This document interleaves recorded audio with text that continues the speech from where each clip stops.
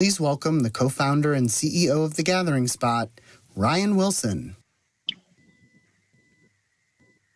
Good afternoon. Welcome to the Biden campaign's Brunch with Andrew Yang. I'm Ryan Wilson, the CEO and co-founder of The Gathering Spot.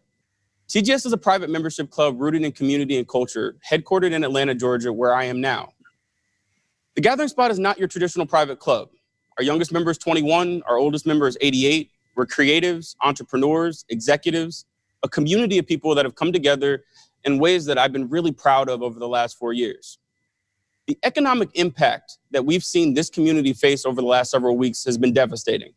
I'm sitting in the middle of our restaurant, and it's never an entrepreneur's dream to be in a place that has been empty for as long as this room has been. But I'm confident that we'll return. And so today's conversation is about that return. We're going to talk about the economic impact that COVID-19 has had on this community and talk about the ways that we can move forward. I'm lucky today to be joined by 3 amazing leaders in our community. They're going to give us insights into this topic. And I think when it's all said and done, the optimism and the confidence that this too shall pass. Our plan here at The Gathering Spot has always been about trying to make sure that people were coming together at times when we most needed it. And this is one of those times. We're living in the middle of a historic event. But again, we're resilient. And so, again, today's conversation is about that. I'm really grateful and excited to welcome our first guest. He is a person that has endorsed Vice President Biden to be the next president of these United States. He's a former presidential candidate himself, a philanthropist, and the title that is most near and dear to my heart, a fellow entrepreneur. I'd like to welcome to brunch, Mr. Andrew Yang. Mr. Yang, to get our conversation started, I want to ask this question. This crisis is having a disproportionate impact on communities of color, including many small business owners have seen the disparities in ways large and small. There's been systemic problems that have left the businesses undercapitalized, overly concentrated in the most affected areas, and getting less government aid. What specific plans can we create to make sure that these businesses survive the crisis? Well, thank you, Ryan. Thank you for the great work you do. I love entrepreneurs, and it breaks my heart what's happening to entrepreneurs around the country right now. I know it breaks Joe's heart, too. I'm a numbers guy, and you can't look at these numbers and help but be shocked. Where we're at 38.5 million jobs lost nationwide, and that's an undercount because many of the people that are working in our communities aren't able to file for unemployment. And that burden falls most heavily on small businesses, communities of color. If you look at who has been able to access the payment protection program for small business, quote unquote, small businesses, 90% of minority-owned businesses have not been able to access those billions of dollars. So Joe has very concrete plans to help balance it out. Those are my boys. That's one of the fun things about the quarantine.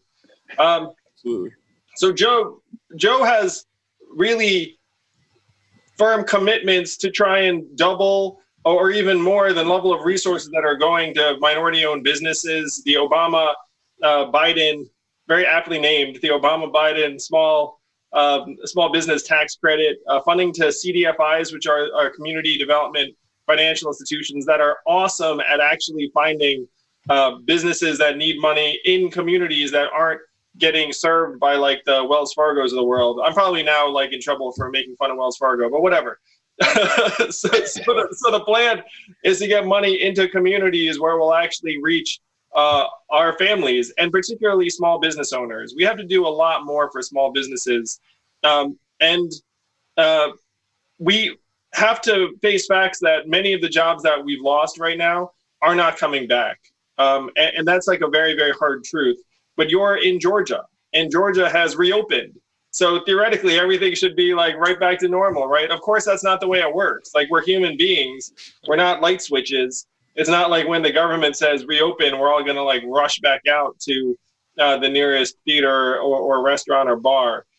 So Joe and like, not to make it a binary choice, but you have to reflect, who do we believe is going to be looking out for small businesses and minority communities around the country? Is it Donald Trump or Joe Biden? Like, that's literally what we're faced with. It's literally either going to be one of those two choices.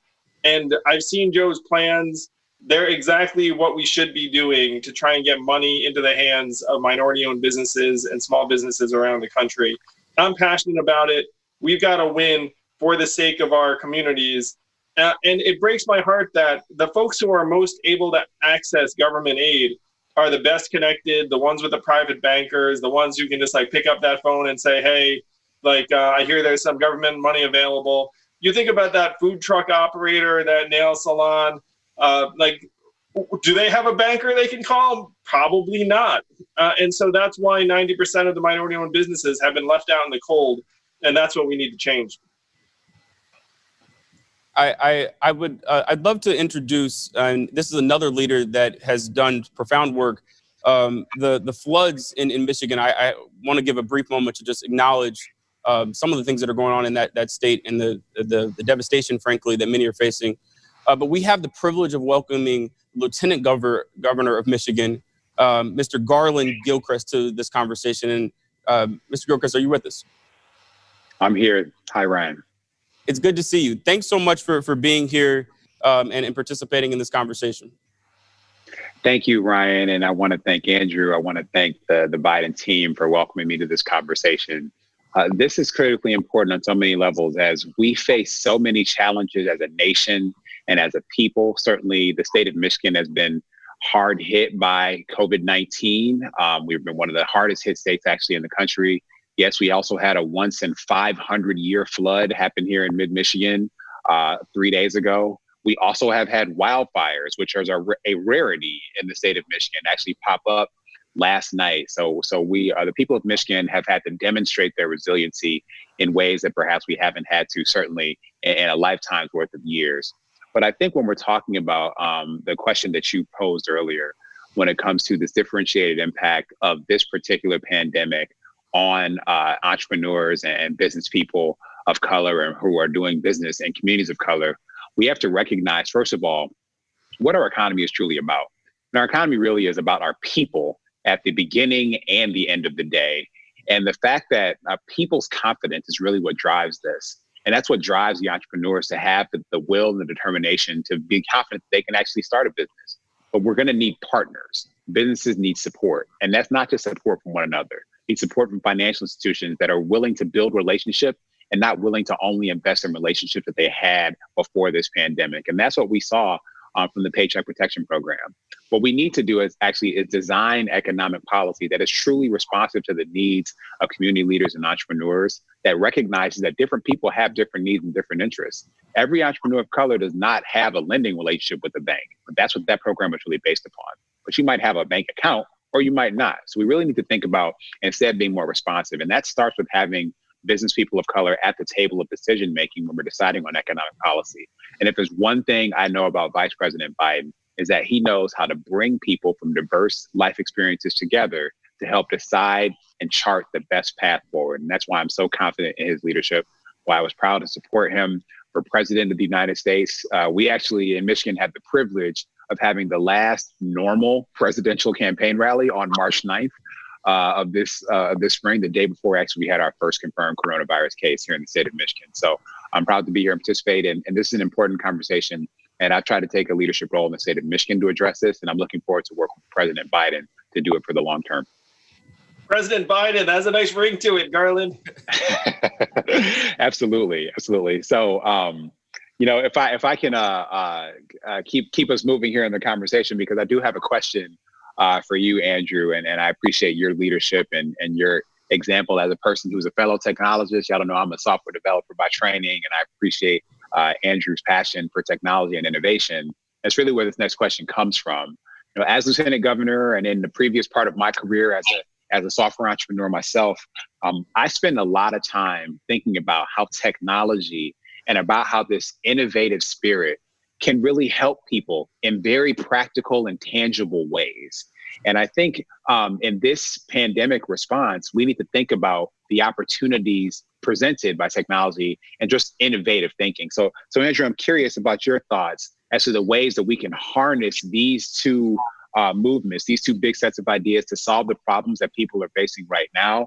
And the people who are working on the front lines of this pandemic, I'm talking about everybody from the bus driver, the nurse assistant, to the utility worker, to the grocery store worker, but also to those entrepreneurs who are struggling right now to determine whether there's going to be demand for their business or service again, and how can they move forward. These stories are not often heard, but they are been laid bare now in a way that they've never been. And so I'm just curious, what do you think we can do, and how can we harness technology in this critical moment in our history? Well, thank you for your leadership in Michigan and beyond, Garland. And I love talking to government leaders who are technologists. To me, we have to focus on the immediate concerns, which are delivering PPE into the hands of our frontline workers. And there have been a lot of inefficiencies there. It's really upsetting, where instead of having a national procurement strategy and like an organized supply chain, it's been this massive competitive debacle where, Michigan and Louisiana and New York State are all like trying to bid for gear for their people. And then the federal government is outbidding various states in various ways. So that's the stuff that it's super upsetting and would never happen if you had real leadership in the White House. In terms of data and technology, if you look at what other countries are doing, in South Korea, you get alerts anytime there's someone in your vicinity that has confirmed COVID-19. And even a description of that person. Now, that's going to seem a little too far out for a lot of us. But when you talk about what entrepreneurs need, they need confidence. And right now, it's impossible to have confidence if you don't have information. One of the things that we're struggling with is like a real deficit of trust, where I think many, many Americans would feel more inclined to give their data to Google or Facebook in terms of organizing who's where and like who might have COVID-19 than the government. And so we're late years behind a place like South Korea in terms of being able to provide citizens the assurance that we know what's going on where you are, and if you go to the market or to the mall or wherever, you're going to be fine. So that's the missing piece. And a lot of that data can come from testing. So it's all tied together. It's like in order for technology to really do its work, we need better information. And to get better information, we need better testing. And to get better testing, we need protected healthcare workers who need PPE. So it's all like a chain. And unfortunately, this president has fallen short in delivering even the basics that would enable us to benefit from some of the technologies that we should be using. Andrew, I appreciate that. And I want to acknowledge here for folks in this conversation, Andrew has been a leader in working to help deliver PPE to different parts of the country. And he actually conspired to help us get some PPE to some frontline workers here in the city of Detroit, where I'm speaking with you from right now. So I appreciate that. I just want to lift up one more point on data and information and why it's so critical. Not only can we not understand a problem if we don't have the data and information about it, but we also can't respond to something. And then the last piece is people can't trust what they can't see. And that's why we need transparency and accountability in government. So we've been trying to work on this, certainly in the state of Michigan. And this is exactly the kind of leadership that we need from the federal government. And the feds turn a blind eye at things they don't have data about. And that's why, again, the vice president's approach has always been looking at the facts on the ground, having the infrastructure to collect data and information so that we can thoughtfully, conscientiously, and quickly respond to the challenges that we're seeing in every part of the country. And that's exactly what leadership looks like. It doesn't look like, the president did yesterday when he was here in the state of Michigan, attempting to take credit for the innovation of Ford Motor Company when they switched over their production facilities to make ventilators. Instead, they stepped up, they stood tall, and they did what they needed to do. And that's the kind of leadership that we need.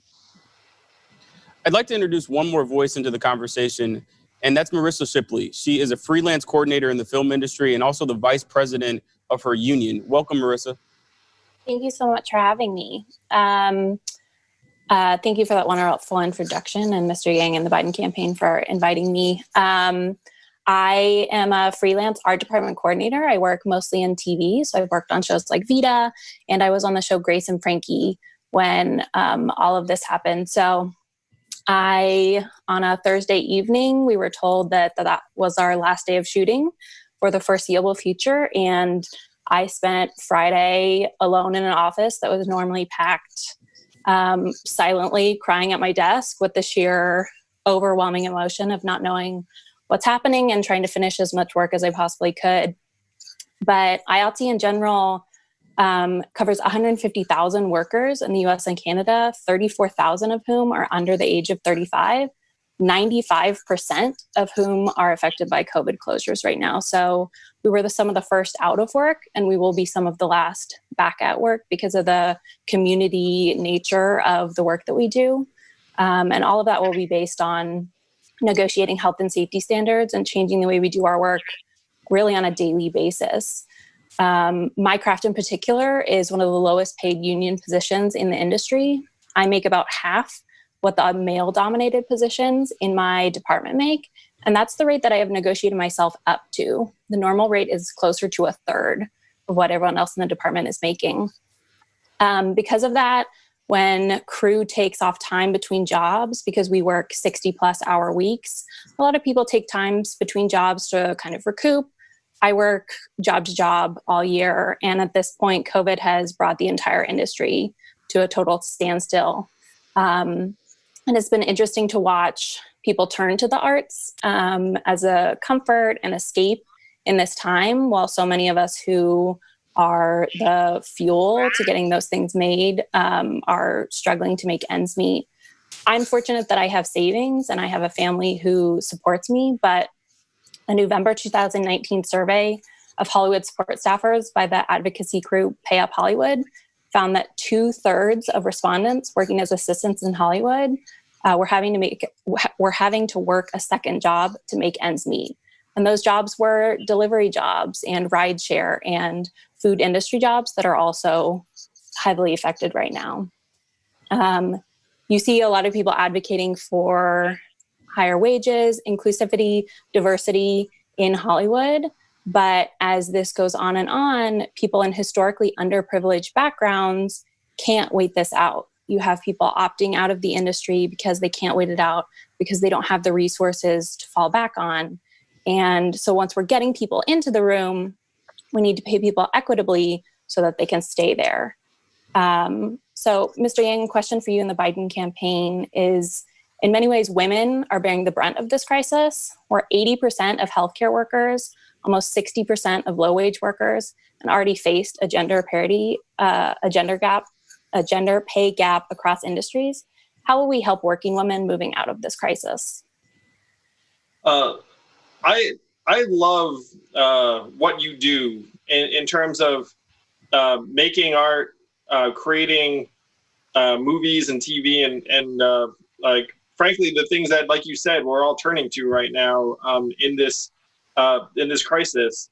And people who do the work you do aren't driven by economics solely. Obviously, it's like you're driven by passion and love for it, because that's the only reason you would put up with all of the stuff that goes on in that industry. And one of the relationships I found over the last number of years that blew my mind, that I want to share with you, Marissa, and everyone watching, is that artists have the same impact on a community's economic development that entrepreneurs do. That if you have artists show up in a place, you can actually fast forward and know that that community's economy is going to grow in the same way if I told you that number of entrepreneurs show up. And that blew my mind the first time I saw that relationship, actually, like that's been studied. This is economics. But then it made sense to me, because it turns out that artists and entrepreneurs are essentially cut from the same cloth. They have a vision, they see what could be possible. And people who work in creative endeavors are entrepreneurs through and through, where you look up and say, I have a vision for this show, this video, and then you make it happen, and then you just move right on to the next one. And you're completely right that people aren't going to be able to take those kinds of risks unless we do a lot to support individuals and families and the arts in every way we can. One of the things I learned when running for president that Joe had figured out before me is how pathologically anti-women and anti-family our economy and system are, where there are literally 2 countries in the world that don't have paid family leave for new moms. It's literally, I think it's like us and Papua New Guinea at this point. And when I saw that, I was like, well, that doesn't make any sense. So what Joe wants to do is Joe wants to balance out the economy in the workplace for families and women, making family leave mandatory and paid for by the government, having the government actually pay part of the company's bills to employ people during this time, because then if you're, let's say, a production company like yours and you're looking around saying, well, we don't have any work to do, the federal government should just be saying, like, don't worry about it. It'll come back eventually and we'll help pay those bills. And then people like you and the people in your industry can say, okay, like, I just need to ride this out. So there are things we need to do right now, but bigger picture, our economy is fundamentally anti-woman, anti-family. You can see it not just in the pay gap, but also in the lack of support we provide to families up and down. And I know Joe's passionate about trying to make that better. He's been working on it for longer than just about anyone. That's not a dig at his age. He's been working on it for a long time. But big picture, art is an economic driver in the same way that business and entrepreneurship are, and we need to treat it as such. You know, we need to free people like you up to be able to pursue the work that you love without fearing that you're not going to be able to put food on the table. Marissa, may I respond to your question as well? Absolutely. Sure. First of all, I appreciate your leadership as an organized leader in your field. I want to thank you for that service. And I know that others in your industry thank you as well for that leadership. I think that this pandemic and the challenges that it has presented, and frankly, the ways that we have seen some policymakers step up to change policy and to expand the safety net and to make services available and to change eligibility standards and all those things, that's good that that's happened in the context of the emergency. I think it opens the door for us to have a much bigger imagination about the types of policies that are possible and the types of systems that we need to support people.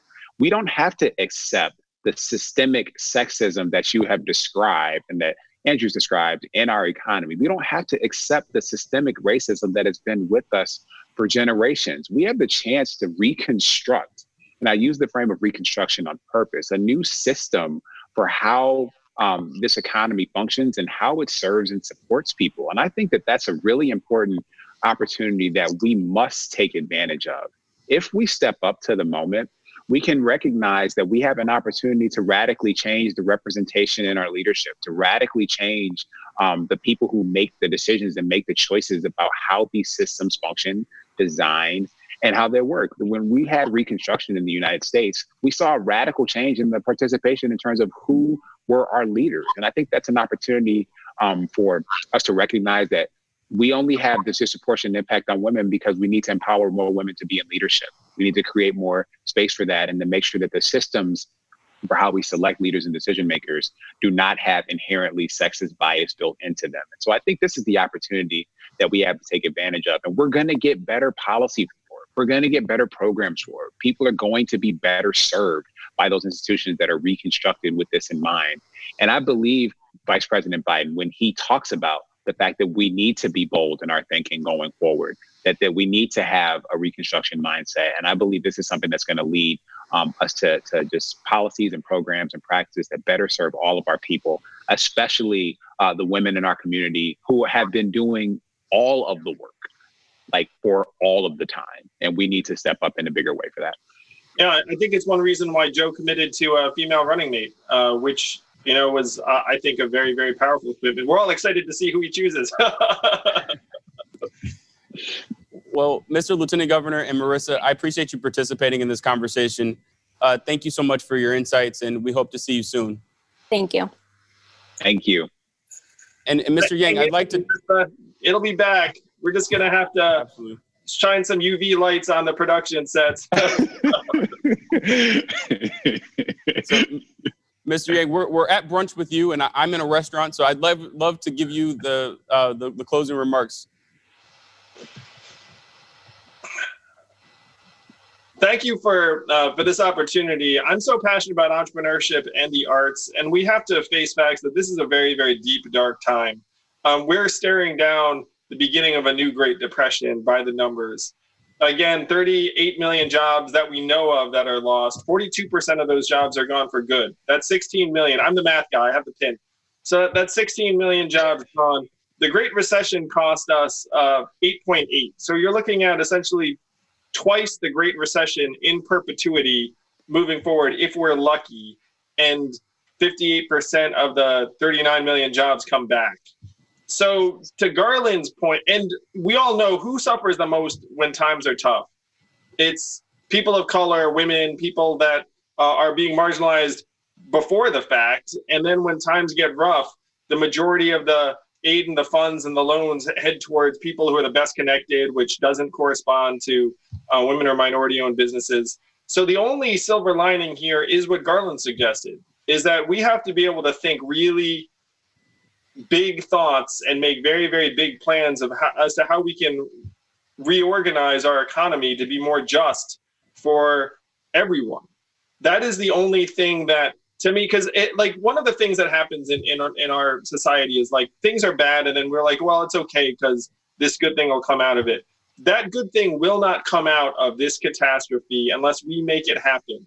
And the only way we're going to make it happen is if Joe Biden defeats Donald Trump in the fall, and then we can get to the work rebuilding this country from the ground up so it works for everyone. I'm passionate about the fact we can do that. We can make huge changes, but it starts with winning in November. So let's come together for Joe, make sure that we're celebrating come January 2021, and then we can get to work. So thank you all so much for everything you do. We have to make your work easier. Like Marissa, Garland, Ryan, I mean, everything you guys are doing, like I appreciate it so much. And I know what you're up against. After Joe's president, we're going to have a lot more help for each of you. And let's get it done. I think that's a great closing message. And I thank you for your participation today. Thank you for everyone that watched. Continue to stay engaged with this campaign, and let's keep our eyes on the prize to make sure that Vice President Biden becomes President Biden in a number of months. And so, again, thank you for everyone for participating. We'll see you soon.